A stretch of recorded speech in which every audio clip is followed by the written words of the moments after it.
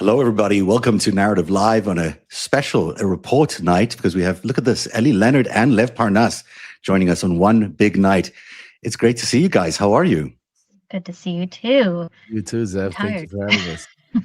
It's one of those nights, right? We're going to find out a lot about someone we've known for a very long time, someone who has been sort of in our lives in America for over many decades, but really a prominent media figure has been in our lives for at least 15 years.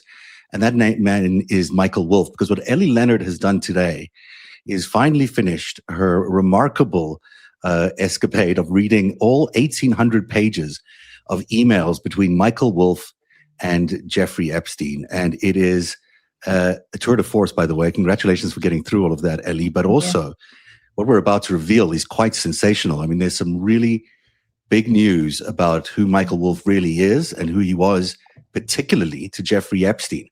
So that's what we're intending to do tonight. Ellie, before we get into all those details, how do you feel having read all those 1,800 pages? I mean, that's a sensational amount. I think it's kind of interesting because you have this time when you're just like, oh, it's never going to end. And then when you get to the end, you're like, is that it? Is that it? And so now I'm kind of like digging because I know it's not it. I know there are gaps that are missing. There are clearly chunks of dates that are missing. Like I was mentioning earlier, there are Easter eggs in there. Go ahead. Why do you think they're missing? Are they being taken out, or do you think that that they're just missing because of time and stuff like that? I know there are purposeful ones that were taken out because every version of every email has two versions. It has the HTML coded version that has little equal signs and funny little codes in it, and then you have sort of the clean copy that looks like an email that you would receive. And if you don't have the clean copy, that means they tried to remove it from the files, but they forgot the HTML version. And so I know certain ones are pulled. A lot of the ones where they only pulled one have to do with Trump. So I know that's what they were going after. And then there are weird sections that are missing because they're just very consistent talking. So when there's like a certain chunk that's missing, it's pretty inconsistent, but also there might be a question that's asked and then no answer to the question, and they never didn't answer their question. So I know there's things that are missing. I'm determined to figure out ways to find them using different, search terms and names and emails. So I don't think I'm done with this, but I think it's a great start.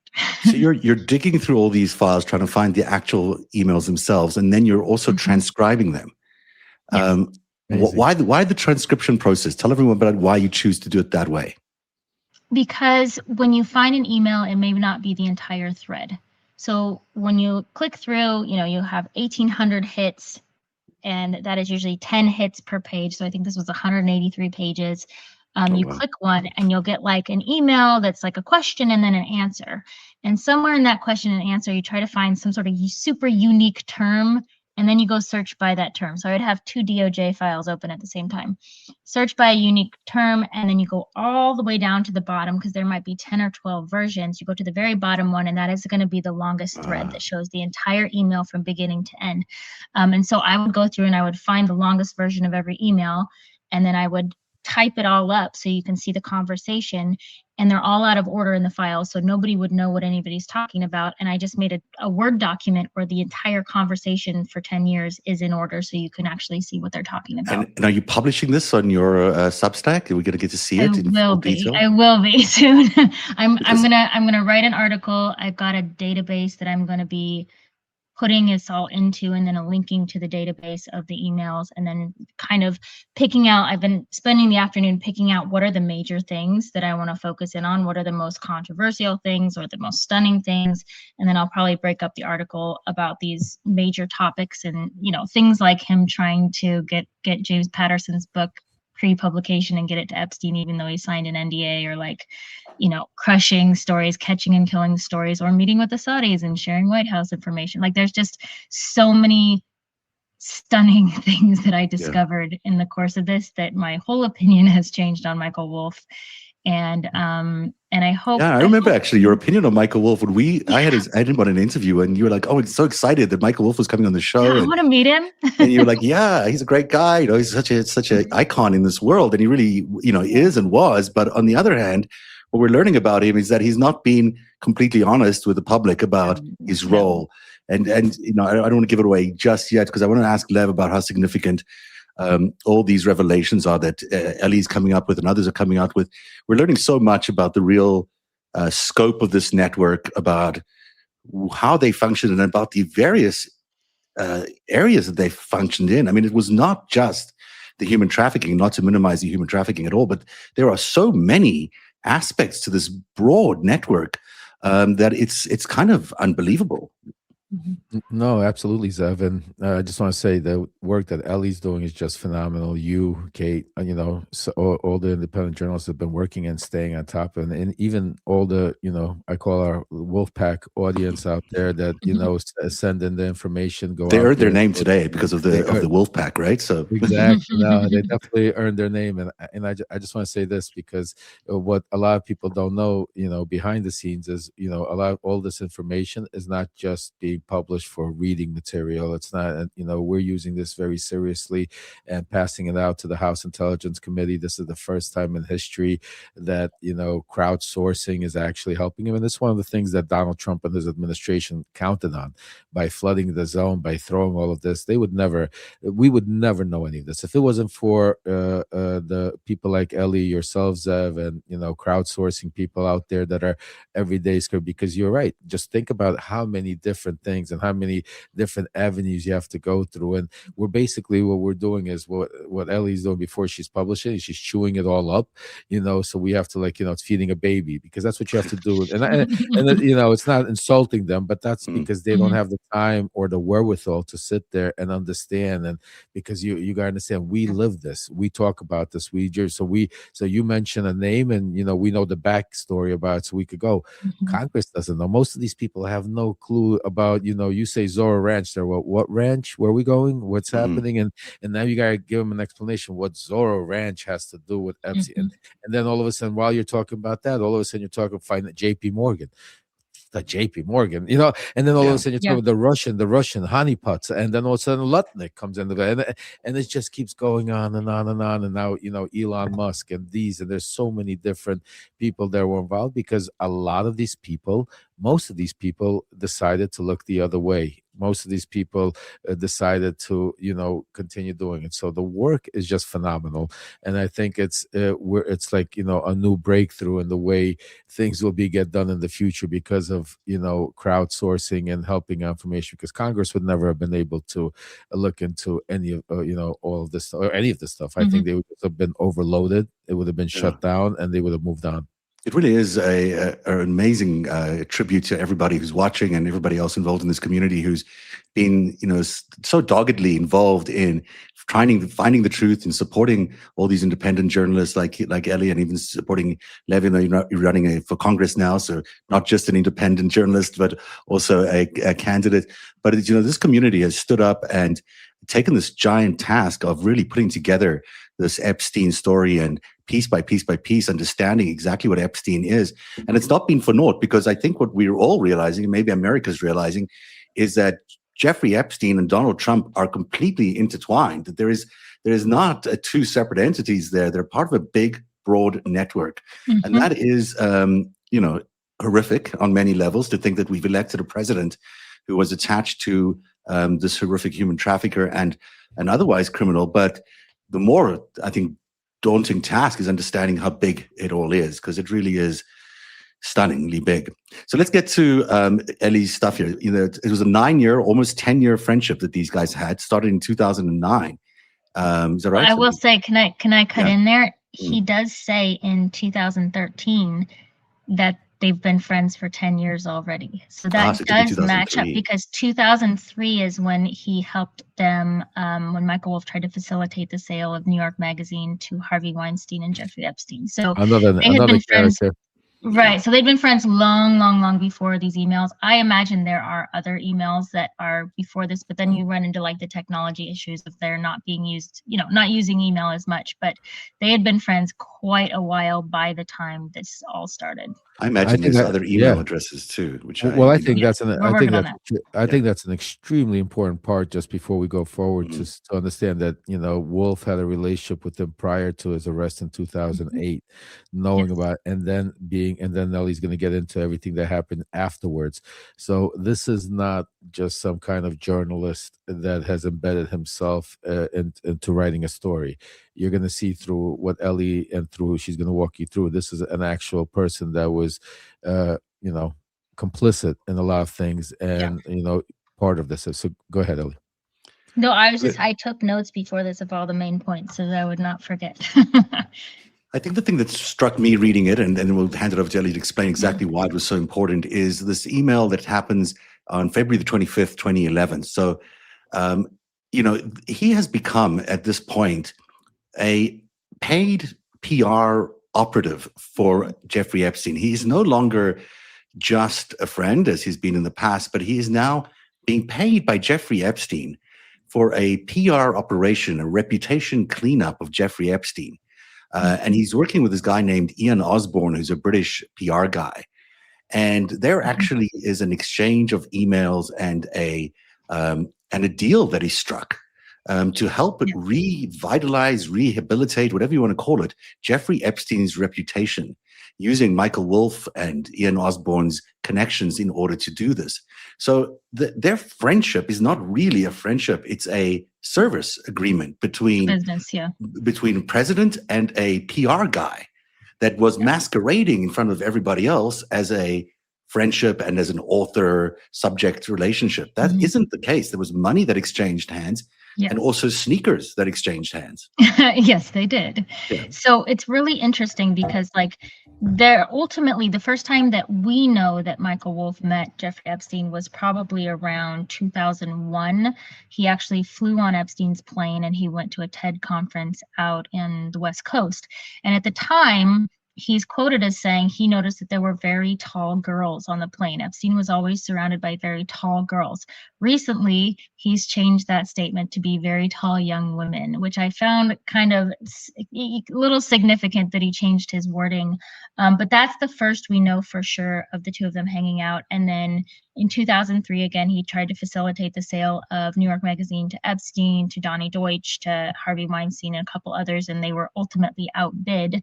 And then we don't have any email exchange until 2009 when he sends an email that just says test. So he's trying to see if it will go through, and it goes through to Leslie Groff, who's Epstein's main, assistant at that time. And then at some point right after that, it sort of starts again with sneakers, right? I guess Wolff had been at Epstein's house, which he was there very often. He had liked a pair of Epstein's sneakers. Epstein sent him a pair of sneakers, and then he was following up to make sure he liked them. And he says, I'm just about to go for a run. I'm just putting on the sneakers. And that kind of just started this flood of information that really started early with the PR stuff. I was keeping a list, and I think he worked with 6 different PR people over the course of their friendship, all very big, some out of London, some out of the US, some who are connected to other Mort Zuckerman and other kind of major players who had gone downhill based on sexual accusations. And he was having Epstein pay a lot of money to expunge the internet of all of his sexual history and make it look like he was a philanthropist. And that was his, he was a scientist, philanthropist, involved in big, expensive projects, but nothing to do with any of his court cases. And in so doing, they were planning on doing their own very big documentary. They had a cinematographer out who was kind of pricing it out for them.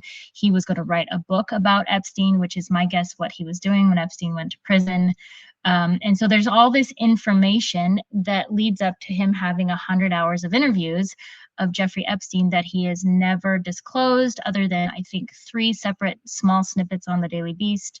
And he has never made public. He knows, he has said the things that he has seen and heard in Epstein's house. He never reported any of it. He saw what he thought were underage girls sitting on Donald Trump's laps and on, Polaroid photographs, never reported it. He has so much information, and the thing he has the most information about, because it's the one thing Jeffrey Epstein was willing to talk about, is Donald Trump. And he, for whatever reason, has not disclosed any of that information. I don't know if he feels like he's sitting on a book deal with it, but literally it would change the course of, the investigation. He lied. He lied to the public all these years. He did not tell everybody that he was a publicist, a PR person, an operative working on behalf of Jeffrey Epstein. So those tapes are likely going to reveal that that's his role. and he'd be outing himself as something that he isn't. And that is, at the heart of this, it all comes down to who's telling the truth and who isn't telling the truth. If you're lying about one thing, what else could you be lying about? If your role isn't what you say it is, then what else are you not sharing with the public? Because, it seems he could have said this earlier on. He could have said at any point, he could have turned around and said, let me just be honest about what my relationship with Jeffrey Epstein is. Now, in hindsight, I realize that, whatever. He hasn't done that, Lev. But what's astonishing is not only he hasn't done that, but he's continuing to do what he's been doing. He's basically, listening to his last podcast with Michael Cohen. His simple response to all of us is he could block us. So he basically blocks everybody that has criticized him, and he has built a community of people that are, in an echo chamber that don't know these things, that still think he's a hero. He is still being platformed on the Daily Beast. That is credible newspaper organization. He has a podcast with one of the editors there. They leak these things. So, I mean, I always say it's the enablers that allow this to happen. I mean, just think about all of this stuff Ellie is talking about. And we're going to talk a lot more, and we're going to get into some of the nitty gritty here. But just 10% of this. I mean, if just the fact that, just think about this. If we did not know Michael Wolff existed, let's assume right now we did not know Michael Wolff existed, and all of a sudden there would be some sort of dump in the Epstein files that there was this guy, Michael Wolff, that had all of this information. I bet you right now we'd all be looking for him. I bet you CNN, where now we'd be searching for who's this Michael Wolff, and why isn't he has come forward, and how come he hasn't been interviewed, and where's the stuff. Here we have in plain sight, and this is what I still can't get. And I go to Congress every day, and I tell you folks, I usually have answers for a lot of things. I can't get an answer, and I can't understand. And this is the problem. Here we have a guy that blatantly says it out loud. I have the tapes. He is playing snippets of them on these, putting him out for these. We have 1,800 emails that Ellie has gone through. And it's known there, and nobody's doing a single thing about it. There are people still platforming him. There are people still sending him money, supporting him, fighting for him, and talking about like he's some kind of hero. And that is extremely upsetting, because that is part of what takes away, and I think hurts the survivors, and hurts the story, and hurts this whole situation even more, that he's doing this in plain sight. So I think that's even worse, and it really bothers me. There's also a lot of information. Sorry, go ahead, Ellie. Well, I was just going to say really quick, like, now that we see the side that he has talked to us about versus the side that he was talking behind closed doors, we see the side that he talked to Epstein about versus the side that he talked to Bannon about. When they would talk to each other, they would flip on what they had said. And so you have to wonder about, what was he talking to Donald Trump about, right? Like we all have the impression that he hates Donald Trump, and that this whole purpose was for him to get Donald Trump. But like everything else, once we see him behind closed doors, we realize he was saying the opposite. So it does make me wonder what those conversations look like in the White House. Absolutely, because how did he get those book deals with Donald Trump? Was he selling the same kind of thing to Donald Trump? I'll put a reputation fix on you, or I'll be the liberal guy who understands you in the liberal media and translates you to the liberal media in an acceptable way. And you point to another interesting thing there. There's a third person in this friendship. There's Wolff, there's Epstein, and then there's Steve Bannon, who's very connected to the White House. Was at that time no longer with the White House, but the three of them had multiple conversations together about politics, about their histories, about potentially about crimes the president may have committed or not committed.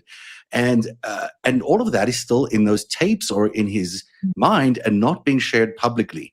So this is not just about information that's hidden in emails. This is information that could be pertinent to whether the president is fit for office. And also, go ahead. Well, you go ahead, Michael. I was going to say what also is interesting, because of the way I know Donald Trump and watching his back and forth with Wolff, I'm starting to watch something interesting play out there also, because Donald Trump, he hasn't sued Wolff. The Wolff's the only person he hasn't really gone after. Wolff's also a person he mentioned. Oh, this guy Wolff and Epstein tried to go after he talks about him like he wants you to seem like he's going after him, but he's really not going after him. He's really not, you know what I'm saying to you. And same thing with Wolff. Wolff talks about Donald Trump. I have the goods on Trump. Trump is everything, but he never produces it. And that's another thing that it's just a theory of mine. And, I could, but just watching them, what scares me is, does he really have the tapes? Which I tapes think does he he really does. have? I will tell you why I Tell think me. he Go ahead. has them. Go ahead, Ellie. Go ahead. And I will tell you why I think they're important as far as what's on them. He says in the emails, in not so many words, but he uses the tapes that he has and the recordings that he has as a leverage against other people. If that person doesn't want to talk, remind them that I have these tapes and I have these interviews. And that means that he does have information that affects them, or that affects the president, or that affects the future conversation. Like, if they're not willing to talk to me, remind them that I have these interviews and that he uses leverage. Sleazy. Sleazy. I agree with that. But what I'm saying to you is the game that they're playing is like, which tape? See, what I'm saying to you is, if tomorrow all of a sudden it's like, I look at Michael Cohen, for instance, I want to go give my testimony. I want to put my testimony on record. And then when you listen, what his testimony on record is, that Donald Trump did nothing wrong and that I did see nothing with Epstein. So I want to go. Same thing here. Like, he has the tapes, and I'm sure he has a lot more tapes, but I mean, how do we prove what tapes he has and what tapes he would deliver? If he got subpoenaed tomorrow, does he give the tapes that incriminate Donald Trump, or does he give some tapes that just, show something, again, the relationship, there's something about it that doesn't smell right. That's all I'm saying. It doesn't smell right. It smells, that's what I'm saying to you. It's just something about him and Trump that doesn't sit right with anybody who has information about Jeffrey Epstein at this point, who has any conscience, should be walking out to Congress or walking up to the investigators and saying, here's what I have, do with it what you need, enter it into the record, investigate it, because I have information about this criminal ring, this criminal enterprise that has, hurt so many women, has absolutely invaded our politics, has invaded our financial system, has committed a lot of torment and crime in America. Here's some information for someone who's a citizen of America, not being willing to share this vital piece of information with American people who have all been hurt by Jeffrey Epstein. I don't know. That to me just strikes me as being very duplicitous, and makes you wonder what the relationship really, really is there. Well, I mean, he didn't believe the victims. He didn't believe them at all. He thought that they were opportunists, which is a thing he likes to say about a lot of people, right? He didn't believe Virginia Giuffre. He supported Prince Andrew. He was negotiating deals and how much should Epstein pay off these women, and what statement should he or should he not make in the process in order to take away these unfounded quote unquote stories. And in the process, he was doing the same for Woody Allen, for Dylan Farrow, his daughter, and like other people, because he thought the Me Too movement was absolute bunk. He didn't understand why all his friends were going down for it. And he just thought the whole thing was ridiculous. He thought that it was just a complete lie. And he didn't, but at the same time, he was finding assistants, grad students for Epstein to have as assistants. You know what I mean? Like, so he knew. Sounds like he's a protector. Like he's a paid protector for this organization. Yeah. So I put your 1,800 pages into an LLM and asked it to analyze what we found out about it, and so there's 533 exchanges over 1,800 pages. It spans 9 years and 6 months, but as you point out, it could be a much longer friendship that is tracked on email. And the last one, I think, was 44, but maybe it's 37. I just double checked that before we got in the air here, but just before Epstein was arrested. But what's really interesting is you get this ebbing and flowing of this relationship. You see that even though they were reintroduced, let's say in 2010 or 2009, there's a year of them not talking to each other, and then they return in 2011, and then it ebbs, and then he becomes a PR reputation guy, and then these are the sort of 8 chapters that they've figured out are what the LLM is suggesting is the story of their friendship. And so you go from this introduction, which is just a simple girlfriend invite, and I don't know if I've got all these things here. Is this it? Yeah, it's Leslie Groff. It's his main. Right. I mean, she's the main assistant. She does all the email correspondence for scheduling and everything. And they're just having a meeting. It's just your typical meeting. Yeah. It's one of those, let's get to know you. But then in 2011 or 2010, later on in 2010, they're now doing this PR reboot. So tell us what you found out about this PR reboot, where they're actually talking about reorganizing his reputation, about doing this operation in order to convince the world that he is not who the world thinks he is, which is this human trafficker. He's been 2 years out of detention, out of his limited sentence that he had, still on parole, if I'm not mistaken, but still had to, was operating as a sex offender in society, and he needed to get out of that reputational hold because it was affecting his life. Right. So in the beginning, go ahead. No, please. I was passing to you. Okay. So in the beginning, there's a lot of, they really launched into it pretty fast in 2011. He's working with Ian Osborne, who's this British PR guy who's done these massive, PR waves. But I think they were really focused on Britain because of the tabloids being so much bigger and stronger and more prominent there. And they thought if they could get ahead of the tabloids in England, then they could get ahead of them in the US. But they were also talking about specific journalists and stories that were coming out and how to, catch and kill stories and hurt the reputations of the journalists so that people didn't take them seriously, and what statements to make so that, ultimately people like Julie K. Brown were discredited, and all these different people who do have significant journalistic reputations, they were trying to discredit them anywhere that they could, and so they launched into that really quickly with this idea of how to kind of pay to expunge the internet of any history of his crimes, of his court cases, how to clean up Wikipedia, how to make him look like a philanthropist, how to really emphasize his relationships with big names, and then bring him back into the fold of like this global, leadership position that he wanted. Wow, that's incredible. This is email coming from Osborne and Partners. It's a remarkable thing you're bringing to air here, Ellie. It's marked confidential, issues of reputation, and then it says clean up Google, retain one of the expert firms in search engine optimization to clean up the results on all major search engines, and have hired an excellent team of Israeli experts for the other clients. There you go. You always need some Israeli experts. It wouldn't be as it's true. It's crazy. And then it says target journalists named, and there's Gerald Baker, Lionel Barber, Andrew Sorkin, John Micklethwaite, and Josh Tyrangiel. And I don't know all of these guys, but they represent all the major journalist organizations. So you've got Businessweek, Economist, New York Times, FT, Washington, the Wall Street Journal.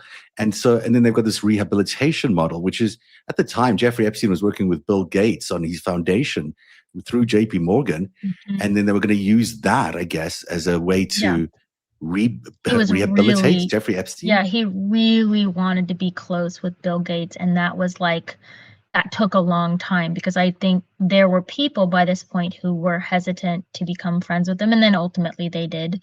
But that was when he worked very hard was to be involved with Gates and the Gates Foundation and that whole relationship. This is a guy who's been wandering around telling people that he's got 100 hours of tapes that are going to reveal everything about Jeffrey Epstein and all the secrets of Jeffrey Epstein and Donald Trump. But in reality, he's just he's a PR guy for him. And Epstein was helping him write and edit his books too. So the Trump books, they were editing Trump's book together. Mm-hmm. It's incestuous and it's gross, and it's not true. Mostly, it's just not true. He's been lying to the public. Yeah, and he was writing a book. Ultimately, he was going to write a book about Epstein, and my guess is that is still on his hard drive as of the moment he was arrested, because that was the goal. He was going to write a book, and they were interviewing for that, and he was going to do a full documentary, which was separate from Bannon's documentary. They didn't really support Bannon all that much. They used him for information, but they always called him Spectre Me. They thought he had like all sorts of like OCD and ADHD issues that made him unreliable. And so they really didn't think he was that great of a source. But they were planning on doing their own documentary and their own, best-selling book, because the reason why Michael Wolff made $13 million on Fire and Fury was because he had the ultimate source on the Trump administration at his behest as much as he wanted. So interesting. I'm going to go into the next section here, but Lev, do you want to talk about any of this part, about this conscious rigging of the of the internet and this conscious rigging of journalists and to bend the truth in the American minds? I mean, it's obviously what we're seeing play out in these. First he was so it looks like from what I'm seeing, and Ellie, stop me if I'm wrong, but Mhm. Bannon, they were using Bannon to rehabilitate himself, and I looked at the chart Yeah. basically when Trump was in office. It's basically getting back into the good graces of maybe Trump, MAGA, and that because Mhm. as I say, simultaneously, Wolf was trying to rehabilitate him on the world platform, on the financial Yes. platform, and working Yes. with him a lot deeper in there. So, Yeah. it's fascinating to watch the fact that they were using Bannon out of all people, and Mhm. because I've always said that Bannon has a lot more, and that we need to look into, and I think especially when it comes to his relationships with Russia, his relationships with other foreign, China, China especially, exactly, Mhm. that we overlook. We just quickly even his arrest Right. and the boat he was arrested on, we forget Wow, yeah, who exactly yeah, who these it's people are. That's And it go ahead, go ahead. I was gonna say it was Michael Wolff who introduced Epstein to Bannon in the first place, and then they became pretty oh, that's tight after interesting. that. So he Right, introduced him in yeah, Ellie told me that. I I think was it was like, oh, October 22nd, 2017. Hmm. I've read these emails over and over and over again. and The it's whole thing is so interesting. scandalous, it just makes you Yeah. really question it. So then they do this reboot, and then I guess he tries to get inside the inner circle, is what this the breakdown is getting in sort of the around the 2013, 2014 section. But then comes the Giuffre crisis. Is that in And 2015? Is that where the spike is? the spike, that big spike is around 2015 to sort of January to June 2015, it says there. And it's when Virginia Giuffre came out with her allegations against Andrew. And let's take a look at some of these emails. This might be preceding this. This is still where he's talking about them getting together in a closer. I can't read that because my eyes are so messy. Here we go. Let me see if I can pull it up here. This is an email that says, here is one unique approach which I think I can offer. I believe that I could write and redefine Jeffrey Epstein's story: personal, fine, complex, funny, smart. That would deal with all the issues in a nuanced enough way that might make it anticlimactic for anybody else to try to deal with them. And so I'm not sure what he's talking about specifically there, but it says this is Wolff's second pitch to Epstein in 2013. He does these a lot. He does very long, like bullet point emails about how he would carefully, I mean, he says it's very careful process, but like how he would totally clean up his history and reputation and make people want him again, make people hire him and reach out to him and back into global leadership or the White House or wherever he wants to go. And that was his plan for Epstein. He's going to clean up this sex offender's history and make him acceptable to society again, while he was apparently still abusing women. I mean, this is not young girls, at least. It's shocking. So here's this heads up piece where he's talking about, I think you should let him hang himself. Do you know this particular email? I think he's talking about Wolff. I hear CNN is planning to ask Trump tonight about his relationship with you, either on air or on screen or in a scrum afterwards. And then Epstein says, if we were able to craft an answer to him, what do you think it should be? Yeah, I remember this one. So what's going on here? Well, every time there was something like this, I would try to find the clip or whatever it was of the actual thing. And I think this was like the first time they were going to talk to Trump because he was running for president. He was running for president at this time. It's one of those big debate nights. You might have been there, Lev. I don't know if you would have been there in the 2015 debate. It was the 2015 debate, December 16, 2015. He must have been close to, I don't know. That must have been was that the first debate? The first December 2015. Would have put him, really early on. That would have been an early debate night then. Early debate night, yeah. Probably in the Republican primary still at that point, right? It could have been the primary, it could have been the primary because I went in 2016. Okay. So they didn't, I mean, they thought he was an idiot, obviously. And so they were saying, I wouldn't craft an answer. So Wolff is saying, I wouldn't craft an answer for him. I would just let him hang himself because he's not a very good public speaker. But they thought that if he sputters and says, no, I didn't know him, I didn't go anywhere, I wasn't on the plane, all that would do was help Jeffrey Epstein, no matter how dumb it came out. And so Wolff often told Jeffrey Epstein, don't make a statement, just stay silent. Because he thought, Epstein was all about making statements and like trying to clean his reputation. And Wolff would be like, no, don't say anything. Here's where you don't say anything. And this would be a moment where he's like, just let Trump hang himself and reap the benefits.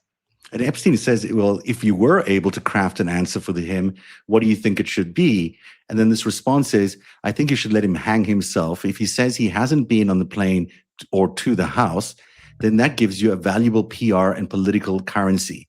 You can hang him in a way that potentially generates a positive benefit for you, or if it really looks like he could win, you could save him generating a debt. Yes. So this is the way they deal with each other. They'll throw each other into the...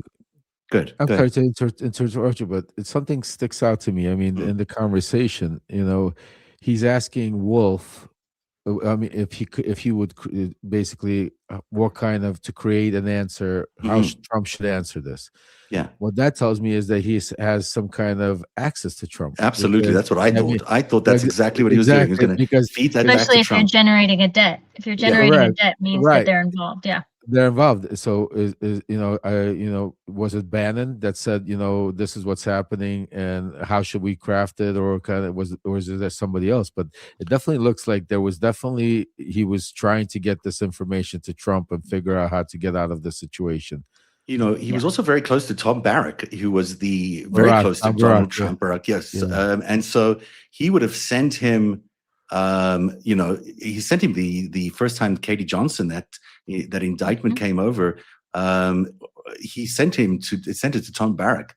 So, it could have been the same channel into Donald Trump. And Tom was right there in the middle of the whole thing. He was as close as anybody else was. You know what you're saying, Zev? I think you have something to it because, there's a lot of Barack stuff that me and you even haven't spoken about because Igor, my ex-partner, was very close to Tom Barack. And he would always mention to me, telling me that Barack was closer to Trump and much more involved. And he would always be the quiet guy.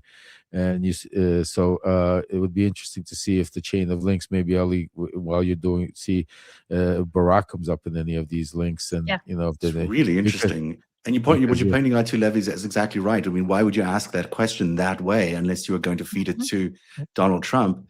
And then but then there's this exchange of sort of horse trading of, you could throw him under the bus, you could generate a debt. I mean, it's not like this is his friend, right? Supposed friend for so many years, but they treat it like, you can, what can I do for me? How can I benefit from this in order to generate a debt with the president? And it just gives you a mindset of what we're walking into here with this group of people.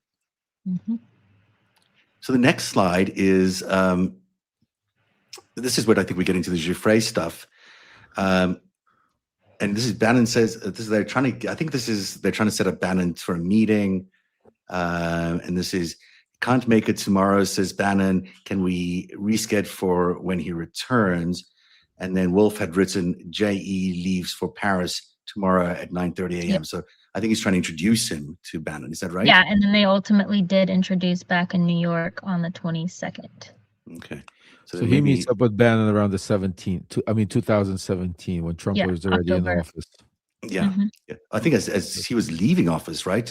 As Bannon was 2017, he was sort of ending his time in office. I think Trump was Bannon in office. Trump was in office, but Bannon had just been fired. I think. Yes.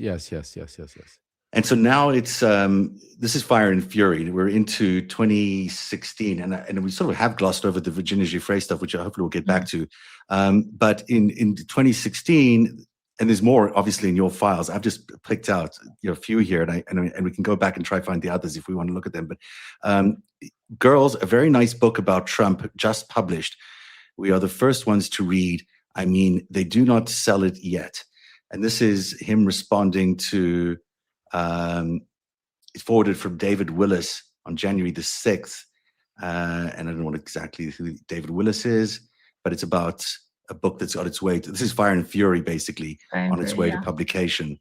And then he says, 3 days earlier, Wolff to Epstein said, might be useful for me if in your chat with Steve Bannon, you suggest that I might have tapes of our discussion. That's what you're talking about there. I do pretty near 100% of our discussions, so he should not deny.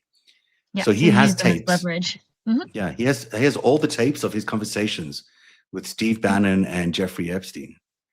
Yes, he kept everything because he used them as leverage. Like this was the circle that they were in. They recorded everything. I mean, you see a lot of familiarity between the personality of Michael Wolff and what we know about Jeffrey Epstein, of like the whole recording everything just in case, maybe for blackmail, maybe for leverage, collecting people in their Rolodexes. Like that was all, they all had the same personality traits in that way. Yeah, don't forget Michael Cohen recorded Donald Trump. It was all part of the same. I mean, they all worked the same way. No, it's crazy. Right. You've been in that world, Lev. I mean, it doesn't seem like anyone's got real loyalty to anybody else. Right. It's just as far as you can use them, right? I mean, that seems to be the nature of these relationships. Yeah, it's they live by their own. It's cutthroat. The strong will survive, the weak will perish, type of thing. And that's the type of world, that oligarchy, where because it's basically you got the 1%ers against the whole world. There's so few of you that to get to the top, and then to stay on the top. And then the problem with them all, it happens is with a lot of these people that I saw over the years is when they reach a certain point and they could be just who they want to be. That's when the masks come off and you really start seeing, the real, when they think they're untouchable, when they think that they bought their politicians or, bought, and then that's when you start seeing all of these things happen. And till then, there's a lot of damage, a lot of cover up. And again, I always say, it's none of them go on. There's people around, they look the other way, and that is why people like Epstein have been able to get away for so long. That's why people like Swalwell have been able to get away for so long. That's why Congress has, basically now you hear them all coming out attacking each other. But it took discovery of Swalwell, the pressure of Epstein. But they all knew that. If you look at all these stories, people knew this going back years. They start accusing each other. But if they don't realize by accusing each other, they're really actually admitting that they were a part of this whole cover-up. Because if you knew 3 years ago, now you're saying it because you're being accused of being a drunk. So now you're saying, well, right. I know you. I mean, it's we have to change. It's a whole cultural shift. Culture, exactly. Yeah. I agree with you, Zev. If you're just joining us, we've got Ellie, Leonard, and Lev Parnas. Ellie has been transcribing all the Michael Wolff and Jeffrey Epstein conversations over the years that were contained in the FBI files that were released earlier this year. It is remarkable what Ellie has been able to unearth as she's been transcribing these 1,800 pages, and she's going to share it with everybody on her Substack, The Panicked Writer. And if you haven't yet followed Ellie and you haven't followed Lev, do so right now, because they deserve this follow, and any paid subscriptions that you can give these two people is really, really important, because this is the kind of stuff that takes exhaustive work. I don't know how many hours it took you, Ellie, but it was a few weeks. It's good. Yeah, I was going to say weeks, not hours. Because you also do things, you also capture the spelling errors. It's not just the, it's not just I kept everything. Yeah. It was rough because I just my computer didn't want me to put in those spelling errors, so I kept flipping them back, and I was like, no, we're keeping those in there. And there's a lot of spelling errors. A lot, and also I want to touch on that. It's interesting that in very early part of the relationship, where Wolff also had a good close relationship with Weinstein. You don't these. Woody Allen. I mean, you're talking about people. You can't be associated around all of these people and not know. Yeah, it's a cultural thing. If you look back at Michael Wolff's history, outside of the Epstein stuff, he was partying with billionaires. That's what he loved. He loved to be in the room when things happened. His wife was an intern at the magazine. She's 30 years younger than he is. He left his first wife for his second wife and had a baby with her. Like, this is just it's a club. And again, it's like this idea that we're all here and we're all fighting because this is wrong, but but this was going on for a long time, and none of these guys thought that any of this was wrong. Donald Trump is not worried about people thinking that he had sex with teenagers. Like, he Right. thinks that's probably pretty cool. He's probably Yeah. proud of that. He probably is. He just doesn't think that matters, because people didn't acknowledge that that was wrong, that children were not property, that especially if there was poverty involved. Like, you look at these things this week out from CNN, you look at this idea of the rape culture of people's wives, and like drugging their wives and filming it, and having Stunning. what was it, 60 million people log in 24 hours to watch these. Like, it's a giant narrative that is the Epstein files, but it's like, it's that we live in a society where people don't acknowledge that any of this is wrong. And so you have Michael Wolff going after the money because he doesn't care about that other stuff. He knows it's happening. He's aware. He's in the house all the time. He is at Jeffrey Epstein's house like every day. He knows what's going on, but he doesn't exactly care. what was going on. Exactly. Yeah. Same And thing he with could have the stopped. employee. He could have done, like, if you look at what he wrote and you look at what all the people were writing that he was crushing, we think of Julie Brown's article in 2018 and how much impact that had into reopening the case. Like, that could have happened a decade earlier. If you think of how many kids can get hurt in a decade, all of these people had the power to stop it 10 to 12 years earlier, mostly Michael Wolff, and he chose not to because he was going after book deals and riding the wave of Epstein to the top. So he saw a money-making opportunity. He wanted to make money off it. I consider him a co-conspirator. Yeah. He's a co-conspirator to me. It doesn't matter if he was sexually involved with people or not. He is a co-conspirator because he made 100%. these things happen. Same thing with Lutnick, and same thing with Cohen, same thing with all of them. I mean, they were all, the fact that they might have not been the actual people that were doing the sexual perversion of the crimes, but there's a lot more crimes, and this is what we keep pointing out: the financial crimes, the international crimes, the things that these people were up to all over the network. It was so big and so powerful that, and that's why all of these people had the same MO, though. Here's a clip of me talking to Michael Wolff a few months ago, just before all of this broke. Oh, wow. Let's just take a listen to what he has to say about some of this stuff. Epstein were obsessed with models, supermodels, runway models, catalog models, girls who just dreamed of being models. Obviously, Melania fits into one or rugs. We don't remember those things anymore, except for Epstein. It just clings to him. It won't go away. Even he says, he mutters, people in the White House have told me, Epstein, Epstein, Epstein. And it is that one thing which I can't quite explain, except to think that somehow people understand that Epstein explains so much about Donald Trump, that Epstein is the secret heart of Donald Trump. It's so interesting. It's almost like a Lady Macbeth moment of that, our damn spot as he whispers Epstein in the White House. Yeah. It is so interesting that it affects him so much too. You watch his constant recitals about it. We want to move away from this. We want to get away from this. And yet he can't seem to. What is it about that relationship that is causing this?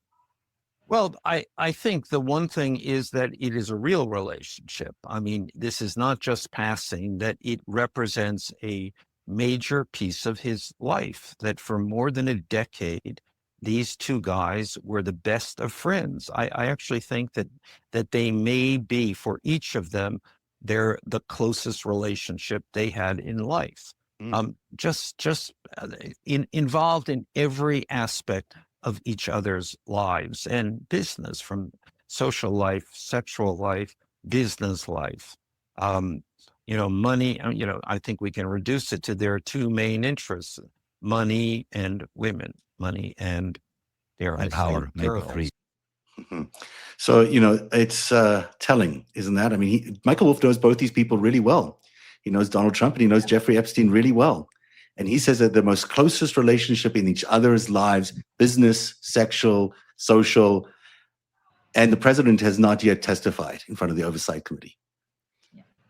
I think that's I was going to say that I think that's one of the true things that Michael Wolff said that came out of his mouth. A lot of, and it's interesting because when he came on and did that interview with you, that was the week he was doing all the interviews with a bit of repair Wajid, with work. you, with Yeah.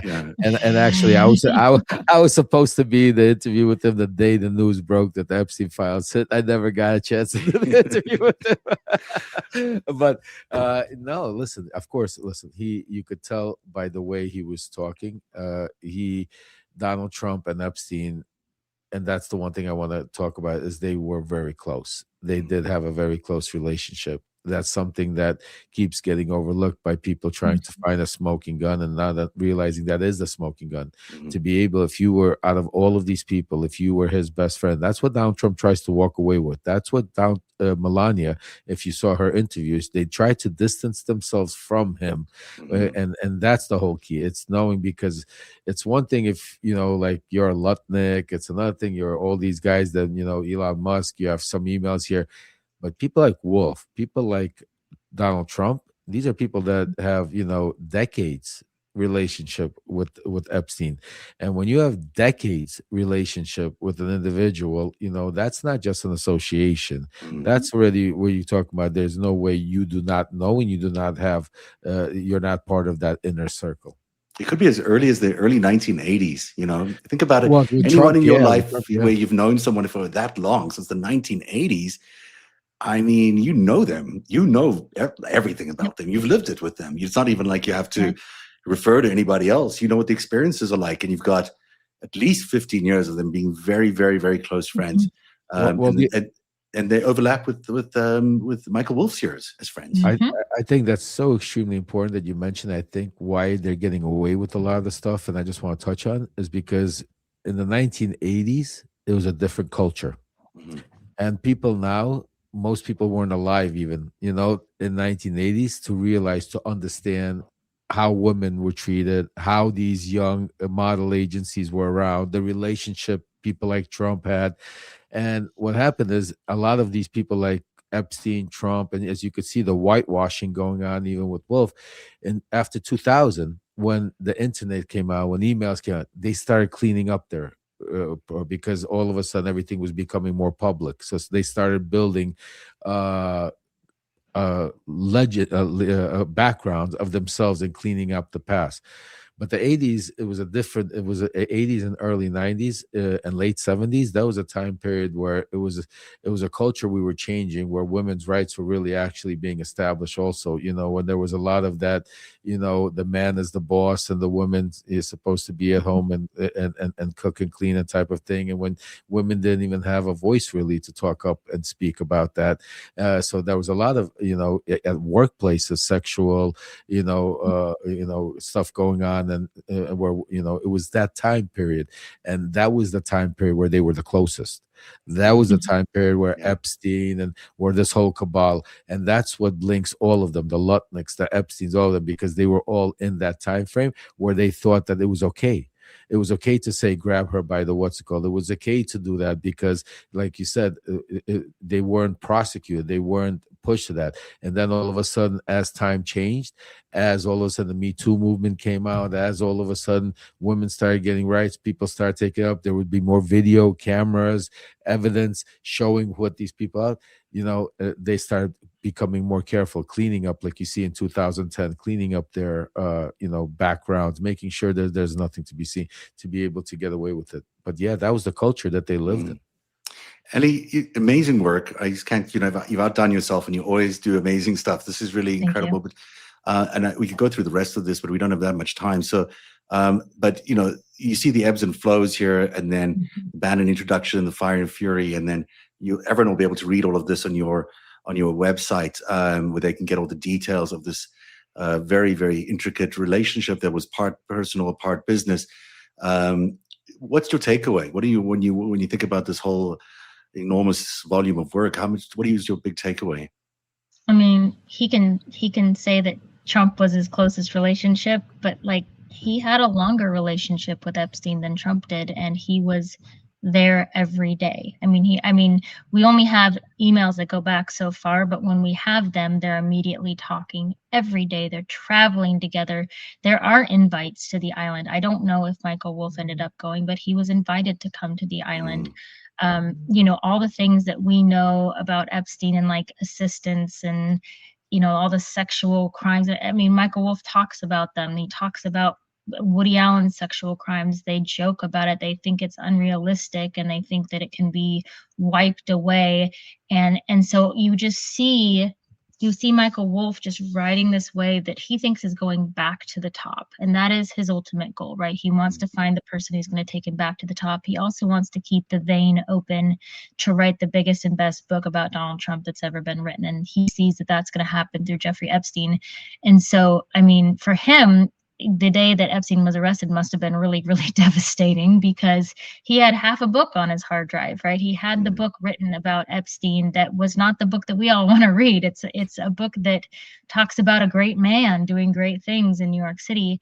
And so he has that book, he has the interviews, and right now he has a platform and it's small. I mean, I think the Daily Beast is the only one who wants to work with him at this point. But he still has it. He's still making money. He still made almost $1 million fighting a lawsuit that never happened. He made it off the pennies and dimes of like Substackers and citizens. When he made $13 million off his book, he didn't need money. And so he's continuing to grift. He's continuing to release articles saying like, I met the devil, and this Jeffrey Epstein. And it's like, no, you didn't. You were best friends with the man. You were meeting him in Paris. You were going out to lunch. He was at his house all the time. He was in Florida. He was at his Paris apartment. Like they were really close friends. And so every time I see any clips from him, I'm really disgusted because I know, having read these emails multiple times through, and I have dates and names and stuff memorized now, I know he's lying, and he's lying in order to make more money. He's continuing to try to ride that wave up, and it's really frustrating. And so I hope, when I write this article and I can release these emails, I hope that it just get into the right hands, that somebody says, we got to talk to this guy. Oh, they will. If we're not comfortable subpoenaing a journalist, maybe we can just subpoena the audio tapes and the videotapes that he took, or just something that allows us. He's not a journalist. You're a journalist. I know. If you're being paid by the guy to be a PR guy, you're his PR guy. Yes, he writes books. I don't even think he calls himself a journalist. So, he's a spin guy. He's a spin meister. He stepped so far past the line of what we would consider integrity in journalism and writing, that I do think he has lost the right to say, you should never subpoena me because I am in this field of work or whatever. He is somebody who knows more about Jeffrey Epstein and Donald Trump than probably anybody. Yeah, probably. I mean, that seems to strike true because he has known them both. He's written about both at the same time. He's been in their social circle at the same time. It's very hard to imagine. And knowing Bannon. Yeah, Bannon. Just the three of them. And that's, and I always say, guys, that's what we know. Think about what we don't know. Think about who else he knows or we haven't found in the emails or through those. Because again, you keep mentioning the same names: Weinstein, Epstein, Trump. All of these people were, in those time era that stuck together, lived together, and went through it. They all are now coming out. We're seeing the true reality of what they were all about. You know what he knows about? He knows about the Rubelov, and he knows about the other times that Epstein has worked with Donald Trump to cover up the funding that he's gotten from the Russians. Because he mentioned it to me in my interview that he's never written about, but he said that, when Trump was bankrupt and his casinos were bankrupt, he got this big bailout, and Epstein helped sort out the tax for that. Well, if Epstein helped sort out the tax for it, he would know exactly where that money came from, and it came right after that trip to Moscow, likely from Russians. He knows stuff that is not publicly available about the relationship of foreign powers with the president of the United States and how Jeffrey Epstein was involved, and a lot more, obviously. Ellie, this is extraordinary. Congratulations on another fantastic work. Everyone should be subscribing to Ellie Leonard at her Substack. Is there anything else you want to share? Anything you're doing right now? This has taken my full headspace. And then I searched all this as from Michael Wolff. And now I've been back in and searched to Michael Wolff. Now there's 2,000 more pages. So it's a work in process. So for now, we're going to publish this, and then I'm going to go back in and find some more. Well, congratulations on this, and we can't wait to get more of it because it's really interesting. Yes. And Lev, you're running for Congress now. You're also still running levparnas.org, but the running for Congress piece also means you're in contact with Congress a lot. Yep. They're getting to see some of this incredible work that journalists like Ellie Leonard is doing. Is there, there was a big piece of information we got from Marjorie Taylor Greene today saying that it was absolutely Donald Trump who told Pam Bondi to cover up those files. She says that in no uncertain terms, she quotes him, that he said it to her flat out, you have to cover these files because it's going to hurt my friends in Mar-a-Lago and yada, yada. That is pretty good evidence. I know it's Marjorie Taylor Greene, so take it for what it's worth, but that the president himself ordered this cover-up. Yep. I mean, I wrote about it and I confirmed. I mean, before Marjorie even came out, absolutely, Zev. Yeah, no, Trump that basically told Bondi and Todd Blanche is the same thing. So nothing changed. Blanche is in charge, and actually, you've got worse because now Blanche just came in and said, "That's it. I'm not giving you anything else." But I could tell you, it's the incredible work that Ellie does, you guys do, and I could tell you the other thing to the public out there. My job is to make sure that it gets into the right hands, and it's been getting into the right hands. We're building a major database. Some of the things, unfortunately, can't happen quick enough, or we're not able to because we don't have the control yet. But I promise each and every one of you that this work is not going to, it's just going to be for nothing. It is getting in the right hands, and that's all I do. And just also, I know a lot of you have been asking about Amanda Angaro. That's somebody else that right now, just to update you guys, that we're working with Congress to try to get her testimony on record. She's just done another interview, came out, and then I know she's been dark a little bit. People are worried that she's maybe being paid off, but we are working behind the scenes to try to get her on record to be able to have her testimony, because yes, they're trying to shut her up, they're trying to pay her off, they're trying to do whatever they can to do it. So great work, Ellie, keep doing it, and we need all the support. Make sure everybody goes to subscribes, the one that doesn't talk about himself, and that's Zev Shalev, because putting this great platform together for us to be able to all come here and then get investigative work that Zev does. He's kind of a lot of people's mentor on this platform. So shout out to Zev for all the great work. You've helped build a powerful team out here that, and I really appreciate you being, keeping to your true journalistic, because, so much time I said, hey, Zev, he's like, Lev, I love you, but, we need true journalism. And that's what we truly do. And that's why independent journalism, and I applaud you for that, Zev. Great work. Yeah. So thank you very much, Lev. I appreciate that. And thank you, Ellie. Thanks for being here tonight. Thank you at home for being here. Yeah. Make sure you support all these people and all the other journalists, and keep up the good work at home, because you guys are helping this investigation. I get tons of tips all the time from people, and it really makes a difference. So if you see something somewhere else, share it with us. And if you can, keep at it, because November is going to be an important date. I think the facade is beginning to crack on Donald Trump. The latest opinion polls, 33% approval.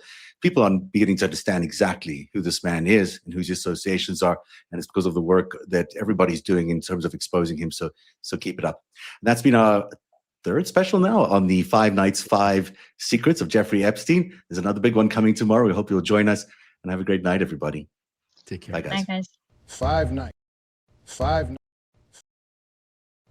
nights. 5 secrets. The truth they tried to bury. All this week at 8 p.m. on Narativ.